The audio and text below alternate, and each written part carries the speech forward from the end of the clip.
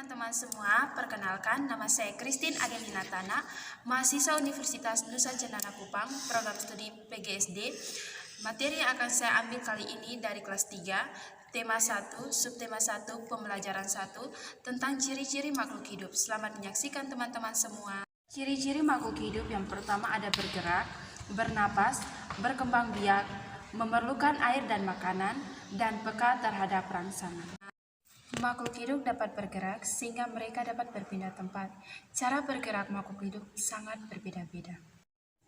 Misalnya manusia berjalan atau berlari menggunakan kaki, burung terbang menggunakan sayap, ikan berenang menggunakan sirip, dan lain-lain. Ciri-ciri makhluk hidup yaitu bernapas. Cara bernapas makhluk hidup sangat berbeda-beda.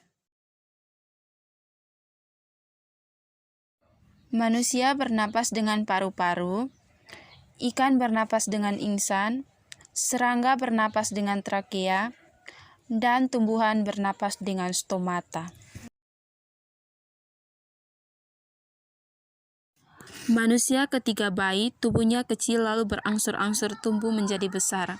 Begitupun hewan dan tumbuhan mengalami pertumbuhan. Pertumbuhan adalah proses bertumbuhnya ukuran tubuh. Makhluk hidup dapat berkembang biak. Makhluk hidup mengalami perkembangbiakan. Misalnya pada manusia, ibu melahirkan bayi. Ini membuktikan manusia berkembang biak. Berkembang biak artinya menghasilkan keturunan. Hewan pun berkembang biak. Ada hewan yang berkembang biak dengan cara melahirkan dan bertelur. Begitupun tumbuhan. Tumbuhan juga berkembang biak. Tujuan berkembang biak adalah melestarikan jenisnya agar tidak punah. Ciri yang berikutnya, makhluk hidup memerlukan makanan dan air.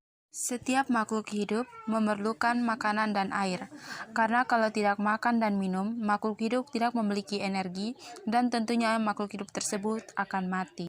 Ciri-ciri yang terakhir dari makhluk hidup yaitu mereka peka terhadap rangsangan yang ada di lingkungan sekitarnya. Rangsangan adalah sesuatu yang dapat mempengaruhi kerja organ tubuh. Misalnya ketika melihat sinar matahari secara spontan, kita akan menutup mata.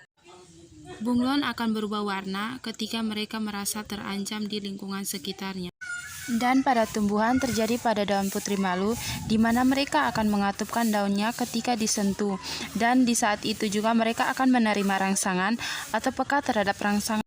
Terima kasih juga kepada teman-teman semuanya yang telah menonton channel saya serta mempelajari materi yang saya paparkan tadi tentang ciri-ciri makhluk hidup. Semoga dengan materi tersebut dapat menambah wawasan dan sangat bermanfaat bagi pendidikan teman-teman semuanya.